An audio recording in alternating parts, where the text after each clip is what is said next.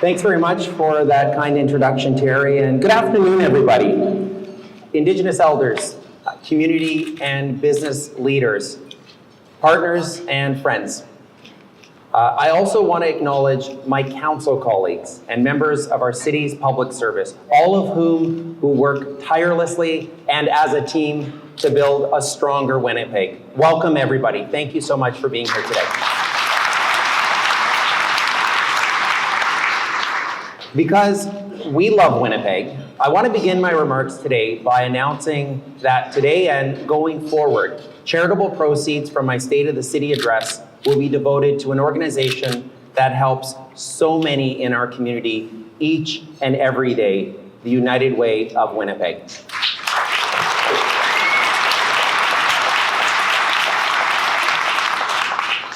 So it's the start of a new decade. I'm sure you've heard a few dad jokes about how in 2020, everything is going to come into focus. I noticed only the dads laughed. If only it were that simple. Even hindsight isn't always 2020, and looking into the future can be even tougher. For instance, here's what futurists predicted would happen by the year 2020. In 1997, Wired magazine predicted this would be the year people land on Mars. In 2014, the Mobile Technology Institute predicted 2020 would be the year teleportation becomes possible. Now, I have to admit, I've thought of being teleported out of a few press conferences. And in 1990, Blue Bomber fans thought this Grey Cup would be ours again, well before 2020. Speaking of this cup, let's give a huge shout out to Wade Miller, who I know is here, the entire Winnipeg Blue Bomber organization, the board led by Dana Spiring. They brought it home. What a wonderful season. Congratulations to our Winnipeg Blue Bombers.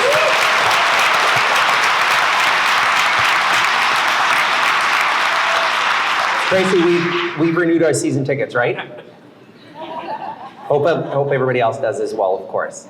The point is, predicting the future is difficult. But if we have the courage to tackle the big issues and the willingness to collaborate, we can build a future we can all be proud of. Because in Winnipeg, we build a lot of things. Economic Development Winnipeg has been working with McKim Communications, and they've been talking to Winnipeggers about who we really are. And here's what they've heard, and I quote, "In Winnipeg, we make.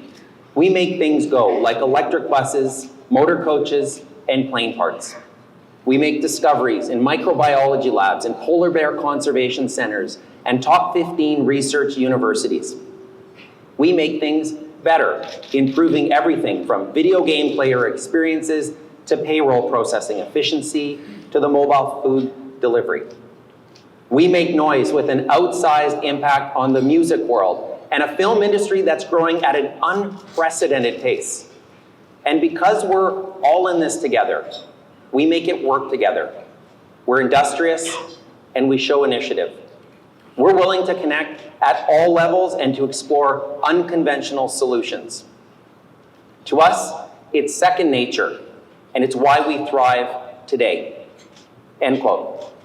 Today, I want to discuss the state of the city as a reflection of who we really are, courageous and collaborative.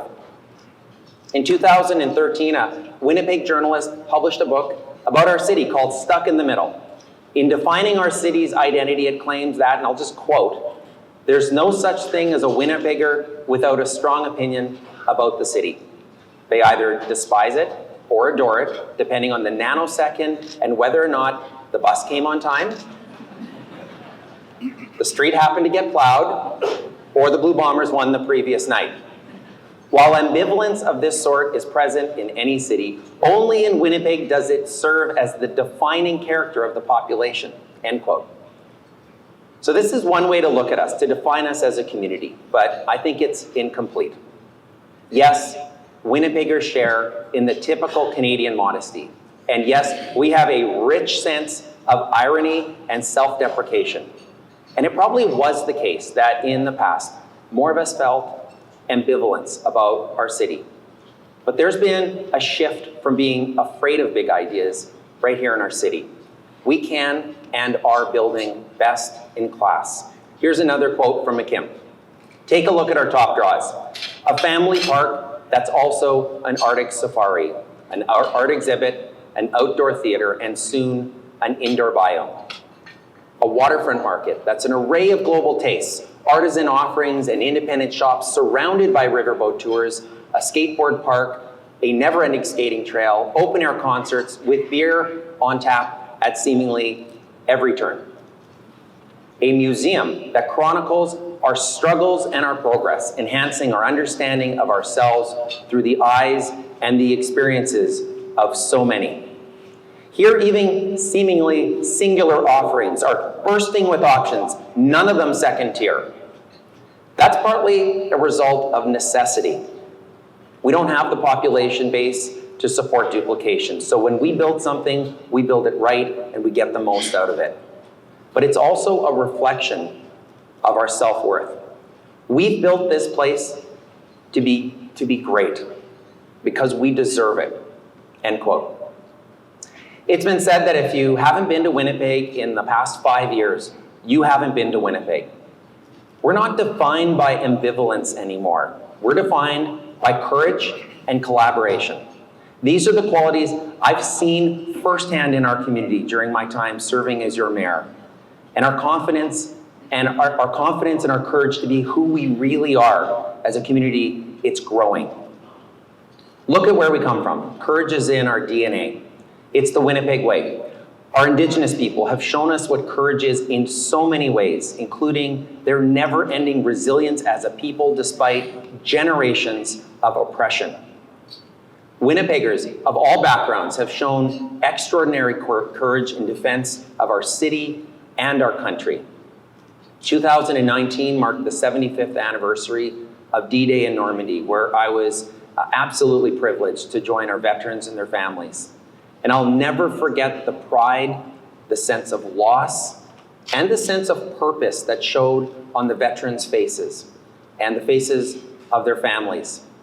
And it underscored for me why we need to always remember and honor the acts of courage made in the name of the values that we hold dear. Values like human rights, freedom, liberty, and democracy. The values that continue to draw thousands of newcomers to Winnipeg each year as we grow to 1 million people strong.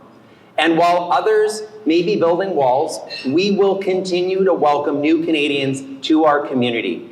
And it's why I'm very proud to announce that Winnipeg's first ever newcomer welcome and inclusion policy will come forward for Council's consideration in the coming months.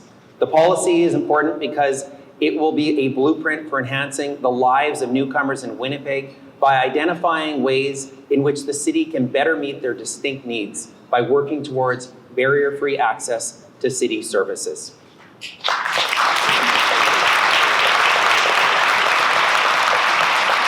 So where are we now? What is the state of our city? We're growing. Growth in population, growth in investment, growth in diversity. More importantly, we continue to grow our ability to innovate at City Hall so we can better support the demands of a growing city.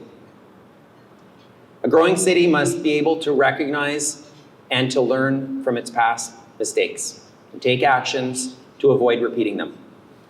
The construction of the police headquarters, it's a prime example. While we, and we alone, continue to seek accountability, we've taken action on audit recommendations, implemented whistleblower protection, created an Office of the Integrity Commissioner, developed the lobbyist registry, bolstered the Councillor Code of Conduct, protections and processes put in place to better ensure City Hall by design doesn't ever repeat those mistakes ever again.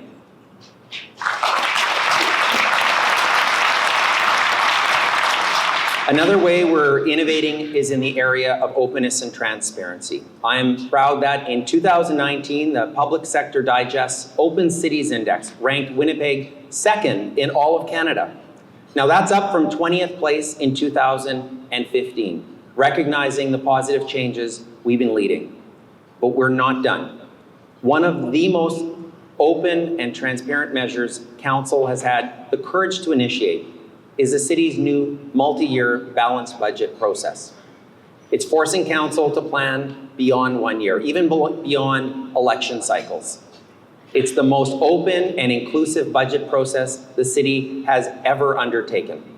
It'll help the city control expenses, invest in priority services, drive efficiencies, and achieve greater sustainability and certainty for stakeholders, including you and our government partners.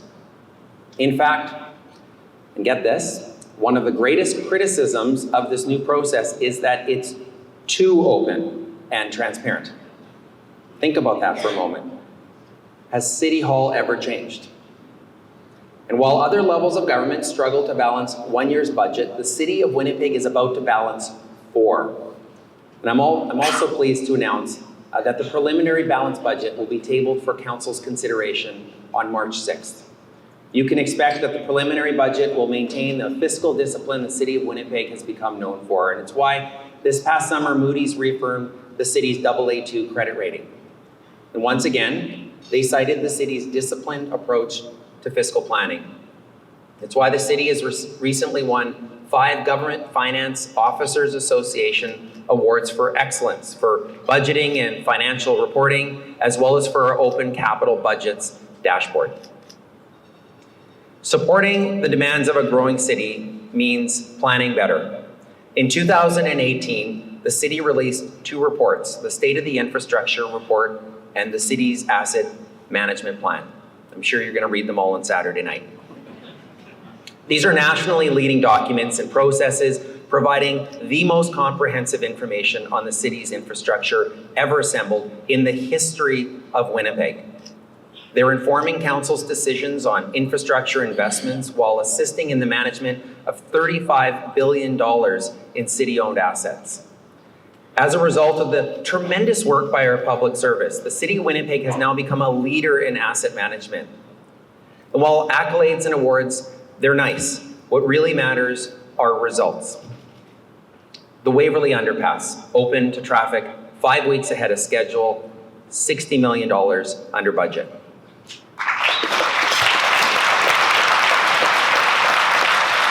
The Pembina Highway Underpass at Jubilee, open to traffic nearly 2 months ahead of schedule, $46 million under budget. Combined savings for these 2 projects alone, $106 million. With the city's new multi-year balanced budget, our continued focus on fiscal discipline and planning smarter, we're better prepared for growth today than we've ever been. Supporting the demands of a growing city also means building a modern public transportation system. After years of ambivalence and inaction, in the coming months, we will open the first full bus rapid transit line in the history of our city. 11.2 kilometers of high-frequency rapid transit reaching from the University of Manitoba to downtown. Talked about for years, but we have the courage and the determination to get it built. Winnipeg Transit, it's evolving from your grandparents' transit system of the past to one built for the future.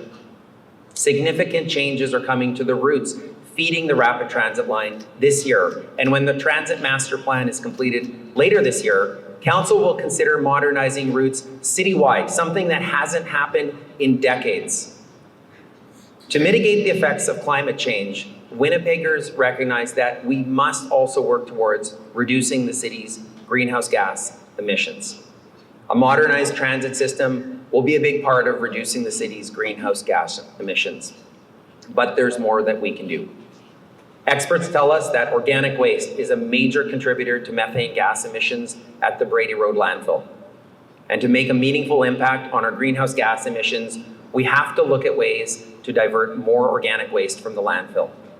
This year, Winnipeg will see the launch of a 2-year pilot project to collect and compost residential food waste.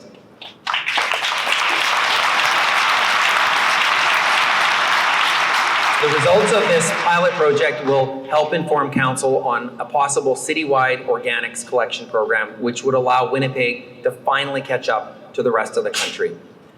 And while on the topic of climate, I want to take a moment to talk about the response to October's unprecedented winter storm. what we saw was a community coming together. When I got home the first night of the storm, neighbors were out in full force, helping each other with shovels and snowblowers and chainsaws. And I know many Winnipeggers had similar experiences in their neighborhoods. And when the call went out, neighboring cities responded. We're tremendously grateful for the help that we received from Calgary, Edmonton, Saskatoon, Regina, and Toronto. And I want to take a moment here to mention the efforts of our public service throughout the emergency and the cleanup, which I got to witness firsthand. I want to acknowledge and recognize the professionalism and the commitment of members of the city and the provincial public service who worked long hours over many weeks to make sure Winnipeg got moving as quickly and safely as possible. And I'd ask you to join me in a round of applause to show our appreciation.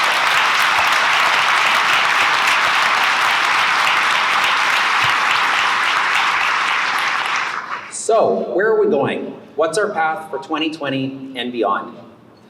It's been said, federal government has all the money, provincial government has all the power, and the municipal government does all the work. Now, the truth is, all three levels of government have an important role to play in addressing complex challenges facing our community. Let me tell you about three incredibly important issues where we absolutely must have greater support from other levels of government: combating illicit drugs, ending homelessness, and better protecting Lake Winnipeg. Illicit drug use and the violent crime it often fuels, it's a Canada-wide crisis, and it's hit us hard. There are many community leaders that have been on the front lines of this battle for many years. It's a battle for the health, the safety, and the very lives of our family members, our friends, and our neighbors.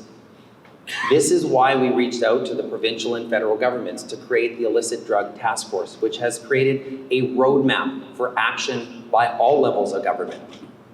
We're focused on doing our part by implementing the recommendations within areas of municipal responsibility. But in order to achieve the results that we all want for our community, provincial and federal governments must do much more to address the root causes that are fueling illicit drug use, including poverty, mental health, families in crisis, and homelessness. We also have a roadmap for action to end homelessness in the next 5 years. The plan was a result of extensive collaboration in our community. In principle, it's supported by provincial and federal governments. It's the implementation of the plan where we're falling short. And I'm going to be candid. In the first 5 years of the plan, we just haven't seen a significant reduction in the number of our citizens that are affected by homelessness. And this should concern, it should motivate decision makers at all levels of government to do better. We can end homelessness in the next 5 years if provincial and federal governments prioritize the issue and devote the necessary resources to implement the plan properly. For too long, governments have provided Band-Aid solutions without really addressing the root causes of homelessness in areas of their jurisdiction. And let me tell you why I'm very passionate about this issue. We're talking about real people that are affected by homelessness in a country as wealthy as Canada. As a municipal leader, I see that when other levels of government fail to address citizens' basic health and housing needs, municipal governments become the last line of defense in the protection of the health and safety of our citizens. Just look at the incredible work that our Winnipeg Fire and Paramedic Service and our Winnipeg Police Service undertake on a daily basis to assist those on the streets and in encampments. And until the root cause of homelessness are meaningfully addressed, we'll be stuck in an endless cycle, facing the same challenges year after year. We can do better, and we must. We also have a roadmap for action to better protect Lake Winnipeg, Canada's 6th largest lake. It's one of the largest freshwater lakes in the world, and it's a treasure. For over a decade, upgrades to the North End sewage treatment plant have lingered without any funding source. City Council approved funding for Phase 1 of the $1.8 billion upgrades in 2018, and the City of Winnipeg remains the only level of government with a funding commitment. Construction began in 2018. And last year, City Council prioritized the project and formally requested federal-provincial cost sharing. We're still waiting for a response from the province. And also last year, the city issued an RFP for interim phosphorus removal of the North End sewage treatment plant. The RFP was awarded last week. We have a plan. We're acting as quickly and safely as science will allow. What we need is provincial and federal support for the plans we already have. What we don't need is more plans or plans to develop more plans. Now, it's important to keep in mind that as a city, we contribute about 5% phosphorus entering Lake Winnipeg. When the city meets its responsibility to reduce phosphorus levels in the wastewater, which we hope will include provincial and federal support, the reality is about 95% of phosphorus loading will remain from outside of Winnipeg. So clearly, there is much more work to do by all levels of government. So I've offered my support to the Premier and to the Prime Minister to help with those efforts. As you can see, it's clear that combating illicit drugs, ending homelessness, and better protecting Lake Winnipeg will require greater support from other levels of government. We need all hands on deck. We're all in this together, and we must have the courage to face our toughest challenges together. But there are many other important issues that we as a community can better tackle by working collaboratively with stakeholders closer to home. And that is what truly sets municipal governments apart from other levels of government. When you're closest to the people, and you don't have the powers and the resources that other governments have, you've got to find ways to leverage the talents from within your community. And I have to say, as a community, we've been pretty good at finding ways to partner with community organizations, businesses, and other levels of government. And I want to give you a few examples to illustrate the point. One of the greatest challenges of our generation is how we, as Canadians, respond to the Truth and Reconciliation Commission calls to action. In 2017, the city, together with Indigenous elders, my Indigenous Advisory Circle, private businesses, and community organizations collaborated to create the Winnipeg Indigenous Accord. The Accord empowers signatories to travel on their own path of reconciliation. And the image behind me is a collection of powerful and inspiring words from the signatories. The Winnipeg Indigenous Accord is a true collaboration, open to everyone in this room and throughout our community. The harms of the past won't be addressed overnight, but if we work together as a community and as Canadians, we can right the wrongs of the past. And if you're asking yourself right now, how can you help? The answer is by signing on to the Winnipeg Indigenous Accord.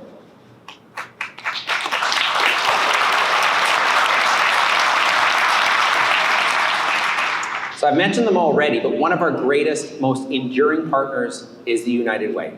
For over 50 years, the United Way has provided a strong and effective focus for Winnipeg's compassion in the spirit of partnership, bringing our community together and empowering and transforming lives. In 2013, the United Way, with the International Institute for Sustainable Development, launched the PEG website, which tracks key community sustainability measures. In 2019, the PEG indicators were all aligned with the United Nations Sustainability Development Goals. In planning for a city of 1 million people, sustainability is critical. Those who have participated in the city's public engagement over the past year will have seen some of the great work done by the public service, and in particular, the Property and Planning Department with regards to our Winnipeg, the city's vision and blueprint for sustainable growth. I'm pleased to announce the city's next revision of Our Winnipeg will be submitted to Council for consideration this year and will, for the first time ever, be aligned with the United Nations sustainability goals.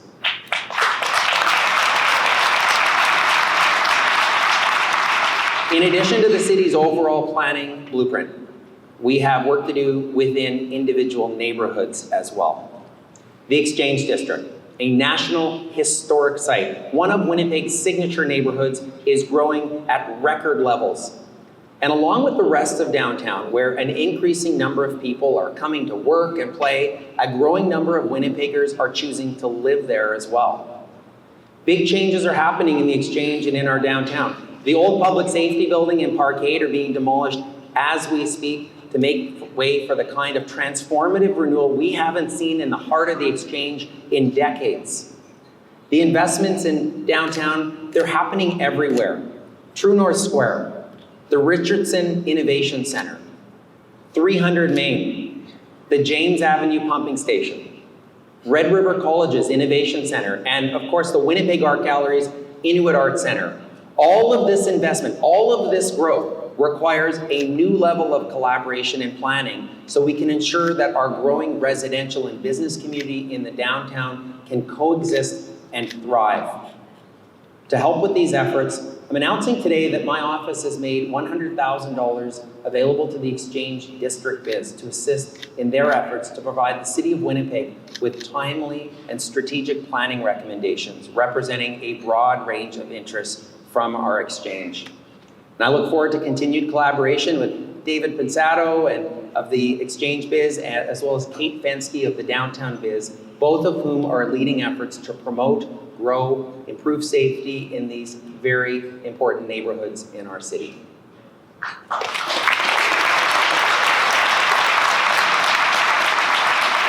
I think Dave led the charge on that. Applause.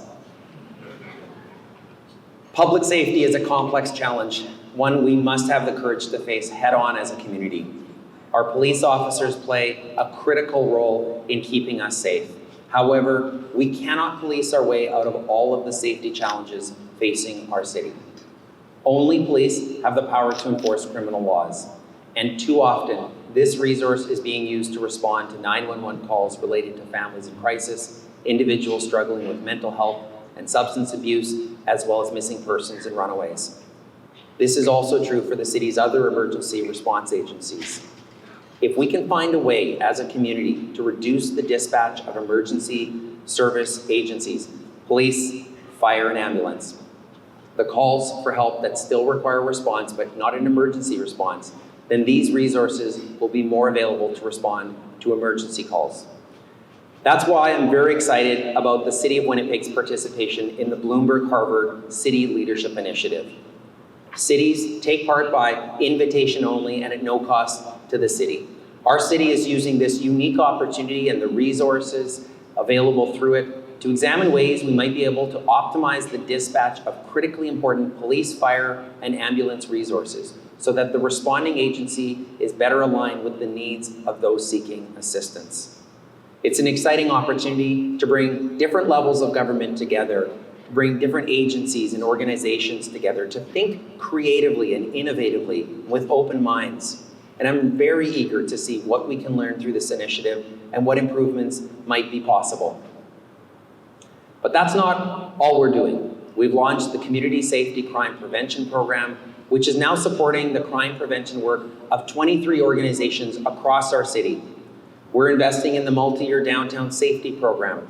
The first phase of the program included funding for expanded foot patrols, the expansion of the Safe Walk program, improved lighting, and the removal of the Portage Place bus shelter, a known hotspot for crime. Phase 2, which will be considered by Council next week, contemplates a number of important partnerships, working with the Downtown Exchange and West End Biz groups to continue funding their foot patrols and Safe Walk programs, working with True North and the Downtown Biz in a new initiative called the Downtown Safety Partnership, working with community stakeholders and the Millennium Library to provide a dedicated space where vulnerable people can connect with community crisis workers and other supports. And while we continue to prioritize public safety, another priority is attending to the basic infrastructure needs of a growing city. Since 2015, we've invested over $500 million into road repairs, a historic level of funding for our city. That's delivered nearly 700 lane kilometers of road renewal. It's the equivalent of the drive from Winnipeg to Minneapolis. But it's not just about building more. We also need to build smarter. The University of Manitoba Municipal Infrastructure Research Chair is the first of its kind collaboration between government and industry. It's helping us build better and smarter. The chair's research has helped design stronger roads, It's also helped harmonize municipal and provincial road specifications. While there's more to do, we're addressing onerous red tape and frustration of contractors and driving efficiency. We also have the Road Construction Working Group, a collaborative effort with the city and industry, providing recommendations to improve road construction processes to achieve better, more efficient planning and better value for you, taxpayers. We're now working towards increased use of 24/7 construction.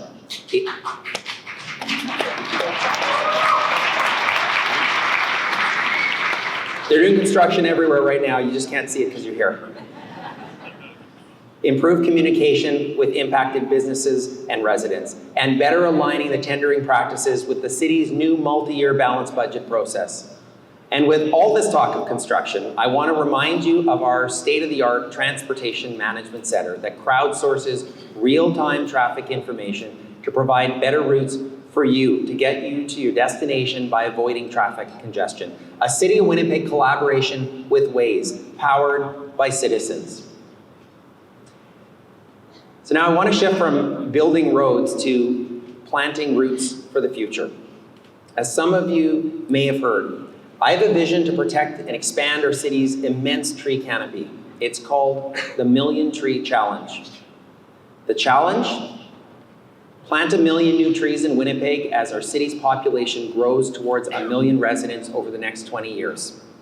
It's an effort that will result in a net expansion and growth of our tree canopy, and an effort that goes beyond replacing existing trees lost to age and disease. The Million Tree Challenge calls on individual residents, not-for-profit agencies, as well as private businesses to help plant 1 million new trees in Winnipeg by planting a tree in their yard or property, volunteering their time to help plant a tree in public or private space, or donating to Tree Canada to support efforts to plant new trees in Winnipeg. We're going to need leaders from the community to support this effort. And so I'm very happy to announce that Dana Spiring will be taking a leadership role as chair, and Sean Finn from CN will be vice chair for our capital campaign. Thank you, Dana. So I'm challenging Dana and Sean and the community to raise $5 million before the next State of the City address. And they already have a strong start with $1 million from CN, $250,000 from Telpay. Only $3.75 million to go. So if everybody could see Dana after the remarks, that would be great. One of the easiest ways to combat climate change is simply to plant a tree. And that's why each of you has the seeds for a Norway spruce tree at your table, which I'd ask you to plant and care for as we grow our way to 1 million new trees together. The images behind me will be used as part of the promotion of the Million Tree Challenge, and I'd like to thank Evan Coos and Cal Barteski for this amazing visual collaboration that you see, and both are with us here today.